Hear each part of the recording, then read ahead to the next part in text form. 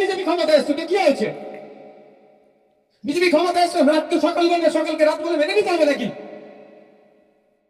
সংবিধান বহির্ভূত কথা বলবে, তা মেনে নিতে হবে নাকি? বিজেপির সেটা কি হয়েছে?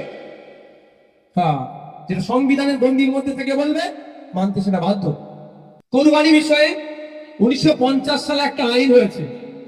সে আইনে বলা আছে 6টা সম্ভবত পশুকে উল্লেখ করে যে এই পশুগুলো এজ দেওয়া আছে, এর ওপরে জবা করতে পারবে, পশু বলি দিতে পারবে, কুরবানি দিতে পারবে, তার নিচে পারবে না।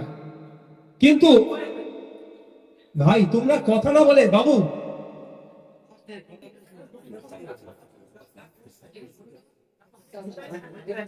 যেহেতু আইন আছে, আইনের মান্যতা দিতে হবে, আইনের বাইরে যেতে পারবেন না। কিন্তু ওই আইনের 12 নম্বর সেকশনে একটা ছাড় দেওয়া আছে। রাজ্য সরকার যদি চায় এই পশু বলি ধর্মীয় উৎসবের জন্য, চিকিৎসার জন্য, গবেষণার জন্য এজ লিমিট থাকবে না। সেই 12 নম্বর সেকশনটাকে সামনে রেখে আমি রাজ্যের মুখ্যমন্ত্রীকে চিঠি করেছি দুটো কারণের জন্য। একটা হচ্ছে ইসলাম ধর্মের যারা অনুসারী তাদের রিলিজিয়াস এক্সারসাইজ যাতে ঠিকঠাক হয় সেটা মাথায় রেখে, আর দ্বিতীয়টা হচ্ছে দ্বিতীয়টা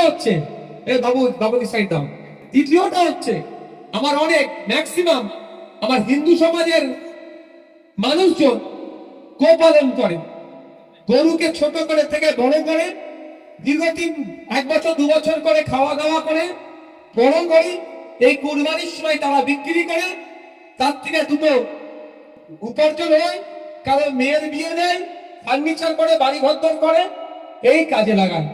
কিন্তু এইবারে রাজ্য সরকার যে কঠোরতম অবস্থান নিচ্ছে, ফলে আর্থিকভাবে ক্ষতিগ্রস্ত হচ্ছে আমার হিন্দু সমাজের ভাইরা। মুসলিমরা গরু বিক্রি করে না বলবো না, ব্যাপক ক্ষতি হচ্ছে হিন্দু সমাজের মধ্যে। সে কথা মাথায় রেখে আমি এই চিঠিটা করেছি। তারপরেও বলবো, এখন সোশ্যাল মিডিয়াতে ব্যাপক আকার ধারণ করেছে, মুসলিম সমাজের মানুষরা বলছে আমরা এবারে গরু জবাই করবো না, প্রতিকার নিয়েছি। সেটা একটা ভালো সাইট, নীরব প্রতিবাদ এটাকে বলে। নীরব প্রতিবাদ নিয়ে যারা নিয়েছে তাদেরকে আমি না বলবো না, যে প্রতিবাদ তারা করছে চালিয়ে যাক। কিন্তু সরকার যাতে আইনটাকে সেকশন 12 কে যাতে তার পাওয়ার দেখিয়ে, স্টেটের পাওয়ার দেখিয়ে যাতে মিনিমাইজ করে, সে আবেদনটা আমি করেছি। দ্বিতীয় হচ্ছে মাইকে আজাদ। এবার আমার কথা নিয়ে এখন সমস্যা হচ্ছে কি জানেন, নওশাদ সিদ্দিকী 3 জলাই না গেলেও দোষ, আর গিয়ে মুন্ডিগানের সামনে দাঁড়ালে বলে টেস্ট হয়। সমস্যা কোথায়? আজকে জাহাঙ্গীর খান সাহেব ও পদপ্রার্থী তুলে নিয়েছে, নওশাদ সিদ্দিকীর ওটাও দোষ। দেখবেন লেখালেখি করছে সব নওশাদ, চলো তাই হোক নওশাদ। আর আমি সত্যি কথা বলে একটু অনেকের গায়ে লেগে যায়, দেখো আমি মিথ্যাচার করুক, মিসলিড করুক, আমি তো করতে পারবো না। এখন হচ্ছে মাইকের আজান। প্রথম কথা হচ্ছে কোনো সে মসজিদ হোক, গুরুদুয়ারা হোক, মন্দির হোক, যেখানে হনুমান চালিসা চলুক, কীর্তন চলুক, আজান হোক বা যাই হোক না কেন, কোনো ধর্মস্থানের মাইক খোলার অধিকার কোনো জায়গায় লেখা নয়। কি বলা আছে? 4টে জোনে ভাগ করা আছে সাউন্ডকে। প্রথম হচ্ছে industrial area, commercial area, residential area, silence zone. 4টে জোনে সাউন্ডকে ভাগ করা হয়েছে। রাতের জন্য একটা দিয়েছে, দিনের জন্য দিয়েছে। এবার হচ্ছে রাত কটা? রাত 10টা থেকে ভোর 6টা পর্যন্ত, সকাল 6টা পর্যন্ত এটাকে রাত বলা হচ্ছে। সকাল 6টা থেকে রাত 10টা পর্যন্ত এটাকে দিন বলা হচ্ছে। আপনারা আপনাদের ধর্মস্থানের মাইকের সাউন্ড যদি সাইলেন্স জোন হয়, মনে 40-এর নিচে রাখতে হবে। আমার একটু যদি টাইম দেন আমি বলতে পারি, তাহলে একটু টাইম দেবেন 1 মিনিট, সঠিকটা বললেই সুবিধা হবে। তাই না? জেনে রাখুন, অযথা হুটাপাটি করার দরকার নেই। কোনো পুলিশের কোনো অথরিটির রাইট নাই আপনার মাইকটা খোলা মন্দির থেকে, মসজিদ থেকে এসে বলতে পারে কম্পিটেন্ট অথরিটি, পুলিশ হোক যেই হোক, যে আপনি এর নিচে সাউন্ডটা করুন। যেমন বলছি industrial area, commercial area, residential area, silence zone. কে কখন? সকাল 6টা থেকে রাত 10টা হচ্ছে দিন, আর রাত 10টা থেকে সকাল 6টা। ইন্ডাস্ট্রিয়াল এরিয়া দিয়ে দিনের বেলা হচ্ছে 75 ডেসিমেল, আর নাইট এরিয়াতে 70 ডেসিমেল। কমার্শিয়াল এরিয়াতে 65 ডেসিমেল, আর দিনের জন্য এটা, রাতের জন্য 55 ডেসিমেল। রেসিডেন্সিয়াল এরিয়াতে 55 আর রাতের জন্য 45। সাইলেন্স জোন যেটা আছে 50 দিনের বেলায়, রাত্রের বেলা 40। এর মধ্যে আপনি রেখে মাইকে রাজান দিতে পারেন, মন্দিরের কীর্তন বাজাতে পারেন, হরিনাম বাজাতে পারেন, গুরুদুয়ারা ধর্মীয় করতে পারেন। কারো অধিকার নাই আপনাকে এসে ডিস্টার্ব করার। মাথায় থাকবে। এবার হচ্ছে কি জানেন, যে ওই পাড়ায় এই হয়েছে, সেই পাড়ায় ওই হয়েছে। আপনার পাড়ারটা কি হচ্ছে আপনি আগে দেখেন তো। ঘটনাটা এটা হচ্ছে না অমুক জায়গায় নামিয়ে দিয়েছে, সেটা খোঁজ নিতে হবে ভালো করে ভাই। যদি এই ধরনের কোনো ঘটনা থাকে যে অমুক জায়গায় মসজিদ থেকে, মন্দির থেকে, গুরুদুয়ারা থেকে জোর করে মাইক খুলে নিয়েছে, উপযুক্ত প্রমাণ নিয়ে আমাদের কাছে জানান। যেই পুলিশ না দিয়েছে সেই পুলিশকে কোর্টে দৌড় কাটাবো আমরা। দেখুন, নতুন করে বলার কিছু নয়। নির্বাচনের সময় যে কথাগুলো বলেছি, এবার সেটাকে বাস্তবে আমাদের রূপ দিতে হবে। আমি ধন্যবাদ জানাবো কোচপুকুরের মানুষদেরকে, বামনঘাটার মানুষকে, ভাঙড়ের মানুষদের। স্রোতের বিপক্ষে গিয়ে আপনারা আমাকে ভোট দিয়েছিলেন। এবার নির্বাচনে আমি গতবারের তুলনায় 20,000 বেশি ভোট পেয়েছি। আপনারা প্রমাণ করেছেন রাজ্যের মানুষের কাছে যে আপনারা ভাঙড় থেকে কোনো গুন্ডা, মস্তান, সমাজ বিরোধীকে জিতিয়ে বিধানসভায় পাঠাননি, তাকে পরাজিত করে ক্যানিংয়ে পাঠিয়েছে। আজকে সে পরাজিত হয়েছে বলে ভাঙড়ের মানুষকে সেই বেঈমানের নজরে দেখছে। তো আগামী দিনে যদি সুযোগ পাই, আবার ভাঙড়ের মানুষ কতটা ইমানদার লোকের পাশে থাকে, ওকে আবার আমরা বুঝিয়ে দেব। চোরকে ভোট দিতে হবে, তোলাবাজকে ভোট দিতে হবে, তাহলে ইমানদার। আর তোলাবাজের বিরুদ্ধে কথা বললে, ছেলের চাকরি চোরের বিরুদ্ধে কথা বললে, রেশন চোরের বিরুদ্ধে কথা বললে, সমাজ সংস্কারের পক্ষে কথা বললে, এবার যারা এর জায়গা জোর করে দখল করে প্রমোটিং করছে তার বিরুদ্ধে কথা বললে নাকি বেঈমান হয়ে যায়। তো ভাঙড়ের মানুষ প্রমাণ করে দিয়েছে ইমানদারের পক্ষে তারা থাকবে, বরঞ্চ বেঈমান যারা সমাজ বিরোধী তাদের বিপক্ষে থাকে। সাথে সাথে আপনাদেরকে আমি গুটি কয়েক কথা বলি। আমাকে ভাঙড়ের মানুষ 1,26,555টি ভোট পেয়েছে। বিজেপি ভোট পেয়েছে ভাঙড় থেকে 30,000, তৃণমূল কংগ্রেস ভোট পেয়েছে 94,000। বাকি নির্দল নোটা মিলিয়ে সব ভোট পড়েছে। আমি জোর গলায় কোচপুকুরকে বলে যাই, আমার নজরে কেউ বিজেপি নয়, কেউ তৃণমূল নয়, কেউ আইএসএফ নয়, কেউ বামপন্থী নয়। আমি বিধায়কের নজরে আমার সামনে সবাই ভোটার, পরিষেবা আমার সামনে সকলে সমান পাবে। নির্বিঘ্নে নির্দ্বিধায় আমার কাছে আসবে, আমার সাথে যোগাযোগ রাখবে। আমার এর থেকে যে পরিষেবা দেওয়া দরকার, কে বিজেপি করেছিল, কে আইএসএফ এর বিরোধিতা করেছিল, কে আমাদের জোটে ছিল না, ওটা আমি দেখতে যাব না। স্টেজে উঠে আমার বিরুদ্ধে রাজনৈতিক ভাবে 4টে কথা বলেছে বলে পরিষেবা পাবে না, এই হীনমন্যতায় কেউ ভুগবেন না। আমি টেন্টার ভাঙড়ের মানুষের বিধায়ক, ভাঙড়ের প্রত্যেকটা মানুষকে পরিষেবা দিয়ে আমার কর্তব্য দায়িত্বের মধ্যে পড়ে। সুতরাং আমি আমার কর্তব্য দায়িত্ব যথাযথভাবে পালন করব, এটা আপনারা নিশ্চিন্ত থাকবেন। আজকে আমি উপস্থিত হয়েছি এখানে। আপনারা এখানে আমার কাছে আসতে পারেন জনসংযোগে। কারো কোনো অভাব অভিযোগ থাকলে আমাকে জানাতে পারেন, কারো সাজেশন থাকলেও জানাতে পারেন যে ভাঙড়কে উন্নততর করতে গেলে, কোচপুকুরকে এগিয়ে নিয়ে যেতে গেলে, বামনঘাটাকে এগিয়ে নিয়ে যেতে গেলে এই কাজগুলো করা দরকার, বা এই দপ্তরে এটা বললে এই লাভ হতে পারে। এই ধরনের যদি কারো কাছে সুপরামর্শ থাকে, সেটা আমি সাদরে গ্রহণ করব, আপনারা এসবকে জানাতে পারেন। তবে একটা কথা, আমি প্রতিহিংসার রাজনীতি করতে পছন্দ করি না, করবো না। যদি প্রতিহিংসার রাজনীতি করতাম তাহলে ভাঙড়ে এখন রক্তের গঙ্গা বইতো। বিগত 15 বছর ধরে যেভাবে ভাঙড়ের মানুষকে অবরুদ্ধ করে রেখেছিল, কিন্তু সেটা আমি করতে দিইনি। বামপন্থী আইএসএফ এর নেতৃত্বদের সহযোগিতা নিয়ে সেটা কিছুই হয়নি। কিন্তু এটা মাথায় রাখবেন, তাহলে কি নওশাদ ভাইজান সব ছেড়ে দিল? মোটেও আমি ছেড়ে দেইনি। কোচপুকুরের মানুষদের বলবো, বামনঘাটের মানুষদের বলবো, লিস্ট তৈরি করুন। যারা যারা তোলাবাজি করেছে আপনাদের আবাস যোজনার ঘরের নামে, বিভিন্ন সরকারি প্রকল্প পাইয়ে দেওয়ার নামে 10,000, 15,000, 20,000 করে টাকা নিয়েছে, সেই নামে লিস্ট তৈরি করুন। যে সমস্ত নেতারা নিয়েছে তাদের কাজ থেকে আমরা ওই টাকাগুলোকে উদ্ধার করব। একটা কথা, আজকে কোচপুকুরের মানুষ, ভাঙড়ের মানুষ স্বস্তির নিঃশ্বাস কেন নিতে পারছে?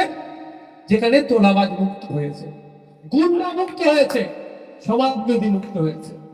আমরা কি নতুন করে আবার তোলাবাজের জন্ম দেব? নতুন করে কেউ মোস্তানি করুক, তার জন্ম আমরা দেব? একদম এটাও খেয়াল রাখতে হবে।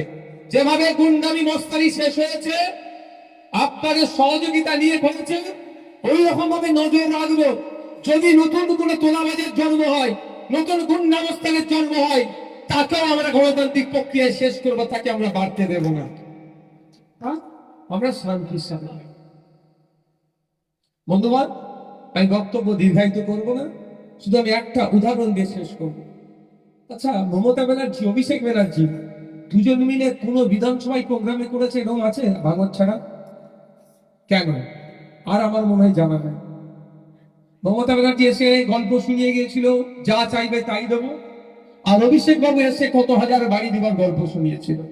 আজকে দুজনেই ইতিহাসের পাতায় ঠাঁই হয়ে গেছে।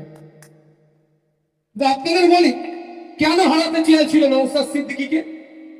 আপনারা দেখুন, যখন তিলজনাতে, তফসিয়াতে মূল্যজাত চালিয়ে অভিযোগ নাকি অবৈধ পন্থা অবলম্বন করে ভোটটা হয়েছে, কিন্তু ঘরটা অবৈধ পন্থা অবলম্বন করে হলেও তাকে ভাঙতে গেলে বৈধ পন্থা অবলম্বন করতে হবে।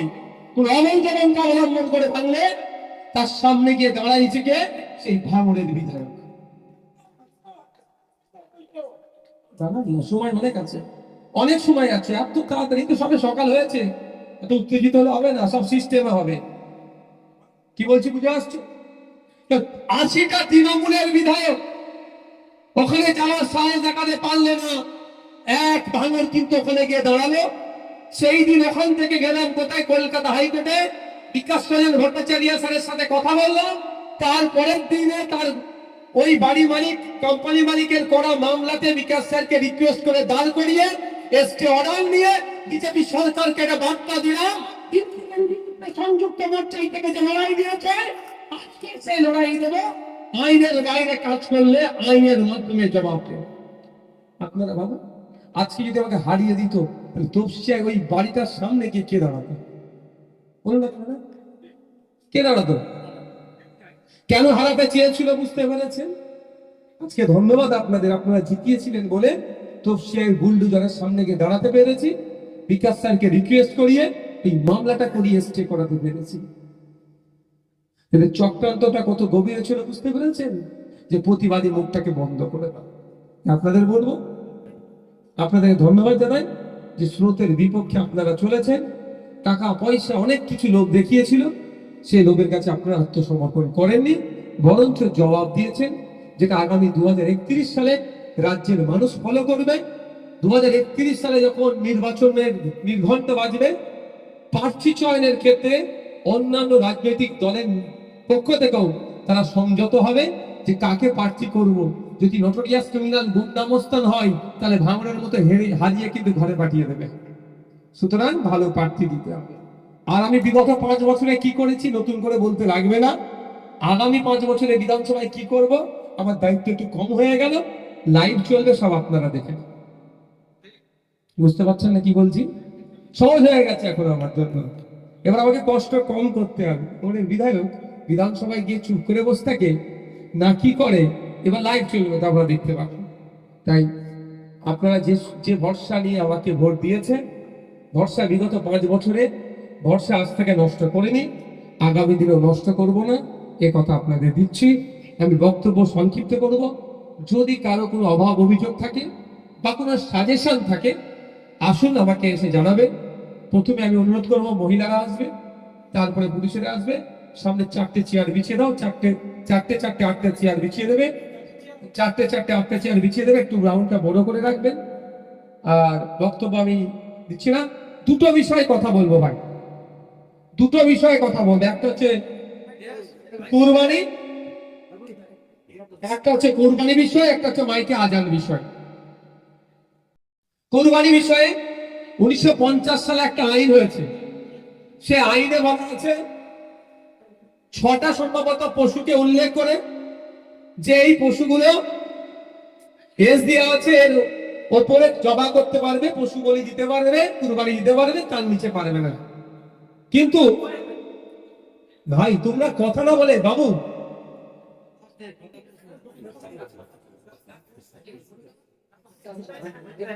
যেহেতু আইন আছে আইনের মান্যতা দিতে হবে, আইনের বাইরে যেতে পারবেন না। কিন্তু ওই আইনের 12 নম্বর সেকশনে একটা ছাড় দেওয়া আছে। রাজ্য সরকার যদি চায় এই পশু বলি ধর্মীয় উৎসবের জন্য, চিকিৎসার জন্য, গবেষণার জন্য এজ লিমিট থাকবে না। সেই 12 নম্বর সেকশনটাকে সামনে রেখে আমি রাজ্যের মুখ্যমন্ত্রীকে চিঠি করেছি দুটো কারণের জন্য। একটা হচ্ছে ইসলাম ধর্মের যারা অনুসারী তাদের রিলিজিয়াস এক্সারসাইজ যাতে ঠিকঠাক হয় সেটা মাথায় রেখে, আর দ্বিতীয়টা হচ্ছে আমার দ্বিতীয়টা হচ্ছে এ বাবু বাবুকে সাইড দাও, দ্বিতীয়টা হচ্ছে আমার অনেক ম্যাক্সিমাম আমার হিন্দু সমাজের মানুষজন গোপালন করে, গরুকে ছোট করে থেকে বড় করে দীর্ঘদিন 1 বছর 2 বছর করে খাওয়া দাওয়া করে বড় করে এই কুরবানির সময় তারা বিক্রি করে, তার থেকে দুটো উপার্জন হয়, কারো মেয়ের বিয়ে নেয়, ফার্নিচার করে, বাড়ি ঘর করে, এই কাজে লাগায়। কিন্তু এইবারে রাজ্য সরকার যে কঠোরতম অবস্থান নিচ্ছে, ফলে আর্থিকভাবে ক্ষতিগ্রস্ত হচ্ছে আমার হিন্দু সমাজের ভাইরা। মুসলিমরা গরু বিক্রি করে, করে না বলবো না, ব্যাপক ক্ষতি হচ্ছে আমার হিন্দু সমাজের মানুষের। সে কথা মাথায় রেখে আমি এই চিঠিটা করেছি। তারপরেও বলবো, এখন সোশ্যাল মিডিয়াতে ব্যাপক আকার ধারণ করেছে, মুসলিম সমাজের মানুষরা বলছে আমরা এবারে গরু জবাই করবো না, প্রতিকার নিয়ে নিয়েছি। সেটা একটা ভালো সাইট, নীরব প্রতিবাদ এটাকে বলে। নীরব প্রতিবাদ নিয়ে যারা নিয়েছে তাদেরকে আমি না বলবো না, যে প্রতিবাদ তারা করছে চালিয়ে যাক, কিন্তু সরকার যাতে আইনটাকে সেকশন 12 কে যাতে তার পাওয়ার দেখিয়ে, স্টেটের পাওয়ার দেখিয়ে যাতে মিনিমাইজ করে, সে আবেদনটা আমি করেছি। দ্বিতীয় হচ্ছে মাইকে আজান। এবার আমার কথা নেই, এখন সমস্যা হচ্ছে কি জানেন, নওশাদ সিদ্দিকী 3 জলাই না গেলেও দোষ, আর গিয়ে মুন্ডিগানের সামনে দাঁড়ালে বলে টেস্ট হয়। সমস্যা কোথায়? আজকে জাহাঙ্গীর খান সাহেব ও পদপ্রার্থী তুলে নিয়েছে, নওশাদ সিদ্দিকীর ওটাও দোষ। দেখবেন লেখালেখি করছে সব নওশাদের দোষ, চলো তাই হোক নওশাদের দোষ। আর আমি সত্যি কথা বলে একটু অনেকের গায়ে লেগে যায়, দেখো আমি মিথ্যাচার করুক, মিসলিড করুক, আমি তো করতে পারবো না। এখন হচ্ছে মাইকের আজান। প্রথম কথা হচ্ছে কোনো সে মসজিদ হোক, গুরুদুয়ারা হোক, মন্দির হোক, যেখানে হনুমান চালিসা চলুক, কীর্তন চলুক, আজান হোক বা যাই হোক না কেন, কোনো ধর্মস্থানের মাইক খোলার অধিকার কোনো জায়গায় লেখা নয়। কি বলা আছে? 4টে জোনে ভাগ করা আছে সাউন্ডকে। প্রথম হচ্ছে industrial area, commercial area, residential area, silence zone. 4টে জোনে সাউন্ডকে ভাগ করা হয়েছে। রাতের জন্য একটা দিয়েছে, দিনের জন্য দিয়েছে। এবার হচ্ছে রাত কটা? রাত 10টা থেকে ভোর 6টা পর্যন্ত, সকাল 6টা পর্যন্ত এটাকে রাত বলা হচ্ছে, সকাল 6টা থেকে রাত 10টা পর্যন্ত এটাকে দিন বলা হচ্ছে। আপনারা আপনাদের ধর্মস্থানের মাইকের সাউন্ড যদি সাইলেন্স জোন হয়, মনে 40-এর নিচে রাখতে হবে। আমার একটু যদি টাইম দেন আমি বলতে পারি, তাহলে একটু টাইম দেবেন 1 মিনিট, সঠিকটা বললে সুবিধা হবে, তাই না? না সঠিকটা বললে সুবিধা হবে।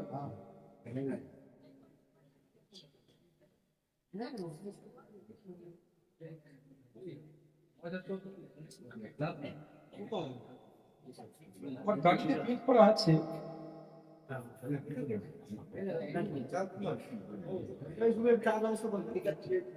আমার গাড়িতে প্রিন্ট করা কাগজটা আছে, কি বলা যেতে পারবে?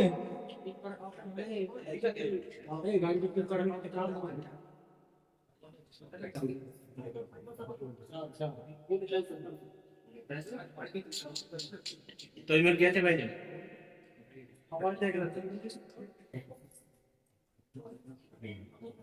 ঠিক আছে, জেনে রাখুন, অযথা হুটাপাটি করার দরকার নেই। কোন পুলিশের কোন অথরিটির রাইট নাই আপনার মাইকটা খোলা মন্দির থেকে, মসজিদ থেকে এসে বলতে পারে কম্পিটেন্ট অথরিটি, পুলিশ হোক যেই হোক, যে আপনি এর নিচে সাউন্ডটা করুন। যেমন বলছি, industrial area, commercial area, residential area, silence zone. কে কখন? সকাল 6টা থেকে রাত 10টা হচ্ছে দিন, আর রাত 10টা থেকে সকাল 6টা। ইন্ডাস্ট্রিয়াল এরিয়া দিয়ে দিনের বেলা হচ্ছে 75 ডেসিমেল, আর নাইট এরিয়াতে 70 ডেসিমেল। কমার্শিয়াল এরিয়াতে 65 ডেসিমেল, আর দিনের জন্য এটা, রাতের জন্য 55 ডেসিমেল। রেসিডেন্সিয়াল এরিয়াতে 55 আর রাতের জন্য 45। সাইলেন্স জোন যেটা আছে 50 দিনের বেলায়, রাত্রের বেলা 40। এর মধ্যে আপনি রেখে মাইকে আজান দিতে পারেন, মন্দিরের কীর্তন বাজাতে পারেন, হরিনাম বাজাতে পারেন, গুরুদুয়ারা ধর্মীয় করতে পারেন। কারো অধিকার নাই আপনাকে এসে ডিস্টার্ব করার। মাথায় থাকবে। এবার হচ্ছে কি জানেন, যে ওই পাড়ায় এই হয়েছে, সেই পাড়ায় ওই হয়েছে। আপনার পাড়ারটা কি হচ্ছে আপনি আগে দেখেন তো। ঘটনাটা এটা হচ্ছে না, অমুক জায়গায় নামিয়ে দিয়েছে, সেটা খোঁজ নিতে হবে ভালো করে ভাই। যদি এই ধরনের কোনো ঘটনা থাকে যে অমুক জায়গায় মসজিদ থেকে, মন্দির থেকে, গুরুদুয়ারা থেকে জোর করে মাইক খুলে নিয়েছে, উপযুক্ত প্রমাণ নিয়ে আমাদের কাছে জানান। যেই পুলিশ না গিয়েছে সেই পুলিশকে কোর্টে দৌড় কাটাবো আমরা। বুঝতে পেরেছেন কি বলছি? ফালতু কেউ যদি কিছু বলে, এতে আপনারা আতঙ্কিত হবেন না। দেশ রাজ্য কারো কথাই চলবে না। সংবিধান, আইন, আদালত তাকে মান্যতা দিয়ে চলবে, একটু মাথায় রাখবেন। বিজেপি ক্ষমতা এসছে, কি হয়েছে? বিজেপি ক্ষমতা এসছে, রাতকে সকাল বলবে, সকালকে রাত বলে মেনে নিতে হবে নাকি? সংবিধান বহির্ভূত কথা বলবে, তা মেনে নিতে হবে নাকি? বিজেপির সেটা কি হয়েছে? হ্যাঁ, যেটা সংবিধানের গণ্ডির মধ্যে থেকে বলবে, মানতে সেটা বাধ্য। আজকে গণ্ডির মধ্যে আছে সাউন্ড, আমাদের যেটা পলিউশন কন্ট্রোল বোর্ড আছে, তার নির্দেশিকা যেটা আছে, তার মধ্যে বলবে মেনে নাও। তাহলে মাথায় থাকলো কোনটা কোন জনের জন্য কতটা লাগবে। শুধু যত যা পারছে আপনাকে আমাকে ভয় দেখানো হচ্ছে, আতঙ্কিত করা হচ্ছে, অহেতুক আতঙ্কিত করে আপনাকে আমাকে চুপ করে উত্তেজিত করতে যাচ্ছে, উস্কানি মূলক কথাবার্তা বলার চেষ্টা করছে। তাতে আমি জড়াবো না। আমি চলবো কোথায়? গাইডলাইনের উপরে, নির্দেশিকার উপরে। আমি নির্দেশিকা বাইরে চলবো না। এবার মনে হয় যদি এটা ভুল আছে, তার জন্য কোর্ট আছে, আপনি কোর্টে যান, চ্যালেঞ্জ করুন। কি বলেছি বুঝে আসছে? না, এখানে 40 ডেসিবেলটা বলা উচিত হয়নি, 50 করা দরকার ছিল। যদি মনে হয় এটা তার জন্য কি চ্যালেঞ্জ করতে হবে, তার জন্য এখানে কেউ বলতে আসলে তাকে আটকে রেখে স্লোগানিং করলে কিচ্ছু লাভ হবে না। তার জন্য আপনার রাইট আছে, আপনি কোর্টে চলে যান, যে চ্যালেঞ্জ করুন। আপনাদের বলবো, কারো পাতা ফাঁদে জড়াবেন না। উস্কে দিলে ক্ষতি আপনার হবে, সে উপরে বসে বসে মজা দেখবে। তাহলে সাউন্ড নিয়ে, কুরবানি নিয়ে ক্লিয়ার আপনারা? যেহেতু আইন হয়েছে 14 বছরের নিচে দেওয়া যাবে না, এবার এই আইনটাকে চ্যালেঞ্জ করতে হবে। আমি আমার আইনজীবীদের সাথে কথা বলেছিলাম, এই আইনটা 1950 সাল থেকে হয়ে আসছে। 2018 একটা মামলা হয়েছিল যে এখনই মামলা করলে রিলিফ পাওয়া যাবে না। তবে মামলা একটা হবে, নিশ্চিন্তে থাকুন, মামলা হবে। গতকালকে জানতে পারবেন যে আমার বড় ভাইজান কোর্টে অলরেডি পাঠিয়ে দিয়েছে, কিন্তু সম্পূর্ণরূপে রিলিফ শর্ট টাইমে হয়ে উঠবে। আইনটা আপনাকে আমাকে মান্যতা দিতে হবে, আইনের ঊর্ধ্বে ভাই কেউ না। তবে একটা কথা এটাও বলে রাখি, বাজার থেকে কেউ একটি গরু নিয়ে আসছে, পুলিশ তাকে ধরে এই তুই একে জবাই করবি, বলি দিবি, আটকে দেবে, এটাও পুলিশের রাইট নয়। ভালো করে বোঝেন, আপনি বাজার থেকে একটা গরু কিনে নিয়ে আসছেন বা একটা মোষ কিনে নিয়ে আসছেন, যে যে 6টা এর কথা বলেছে, প্রাণীর কথা কিনে নিয়ে আসছেন, আপনি তো বাড়িতে নিয়ে এসে তার দুধটা ধুয়ে খেতে পারেন তো, বা বিক্রি করতে পারেন তো দুধটা, বা ওই মোষটাকে, ষাঁড়টাকে বা গরুটাকে তো চাষের কাজে লাগাতে পারেন। যখন আপনি বলি দিচ্ছেন আইনত অপরাধ হচ্ছে, তার আগে পর্যন্ত আইনত অপরাধ করছেন না। সুতরাং পুলিশ এসে যদি কেউ ডিস্টার্ব করে তা তাকে এই উত্তরটা দিতে হবে, যেটা আমি বলি দেওয়ার জন্য নিয়েছি, তোমাকে কে বললো ভাই বলো তাকে, তোমাকে ডিস্টার্ব করছো না, যখন বলি দেবো আইনত অপরাধ করলাম 14 বছরের নিচে। মাথায় থাকবে কি বলছি, একটু বুঝে নেন। খামাখায় আতঙ্কিত হয়ে লাভটা কি হবে? লাভটা কি? আইনটা জানতে হবে, বাট এটাকে যাতে করে রিলিভ করানো যায়, এখন ভাই সময় নেই। সময় কার হাতে আছে? সরকারের হাতে আছে। সেকশন 12 সেইটাকে সরকারকে বলেছে আপনি রিলিভ করুন। কিন্তু যারা 80টা নিয়ে বসে আছে, তাদের একটা শব্দ খরচ নেই। সেই মোস্তাফিজুর রানা দমকল থেকে মুখ্যমন্ত্রীকে চিঠি করছে, ভাঙড় থেকে নওশাদ সিদ্দিকীকে চিঠি করতে হচ্ছে। আজকে 80টা যদি থাকতো, 80টা মিলে যদি আজকে মুখ্যমন্ত্রীর দ্বারস্থ হতো, অপোজিশন যখন আওয়াজ তুলছে দেখে স্বাভাবিকভাবে সরকারকে একটু মান্যতা দিতে হতো কি হতো না? এখনো যারা ভাবছেন তৃণমূলকে দিয়ে বিজেপিকে আটকাতে হবে, ওই জাহাঙ্গীরের মতো অবস্থা হবে, তীরে এসে তড়ি ডুবিয়ে দেবে। এবার এটা বলতে পারেন জাহাঙ্গীর সাহেব ভয়ে করেছে, হতে পারে ভয়ে। জাহাঙ্গীর সাহেব বিজেপির সাথে যোগ সাজকে করেছে, হতে পারে। আর একটা আছে, তৃণমূল কংগ্রেস জাহাঙ্গীর সাহেবকে বলেছে তুমি এই কাজটা করো, কারণ যেন তৃণমূল কংগ্রেস এখন এই সদ্য সরকার থেকে বিরোধীতে এসেছে, ওরা গ্রাফ নিচের দিকে তৃণমূল ছেড়ে লোক পালাচ্ছে, এই নির্বাচনে তো ব্যাপকভাবে পরাজয় হবে ফলতাতে। ওখানে বামপন্থী আইএসএফ এর সমর্থনে যে প্রার্থী আছে সিপিআইএম, কাস্তাতুরি তারা চিহ্ন এবার ওখান থেকে পাস হবে। 3 নম্বর 4 নম্বরে তৃণমূল থাকবে না, ওর পেছনে চলে যাবে, তাহলে ব্যাপক পরাস্ত হবে। এইটার ভয়ে মধ্যখান থেকে তো এটাও করতে পারে যে ভাই তুই এটা নিজে থেকে এটা তুই করে দে, আর আমরা বলবো ও নিজে থেকে করেছে, আমরা কিছু জানি না, মানে বিপর্যয় হলেও ওরা তৃণমূল গায়ে লাগাবে না, এটাও তো হতে পারে। একাধিক কারণ আছে, এই কারণের কথা বলেছি বলেও আবার কিছু ভাইদের কাছে নাকি আমি জ্বালা যাবো কোথায়, তা কে কি বলছে সেই নিয়ে ভেঙে পড়ি না। মন জানে পাপ আর মা জানে বাপ। আমি কতটুকু সমাজের জন্য, হিন্দু মুসলমান খ্রিস্টান জৈন আদিবাসী নির্বিশেষে মানুষের জন্য কাজ করছি আমি জানি, আর যতটুকু আপনারা জানতে পারছেন মিডিয়ার মাধ্যমে অতটুকু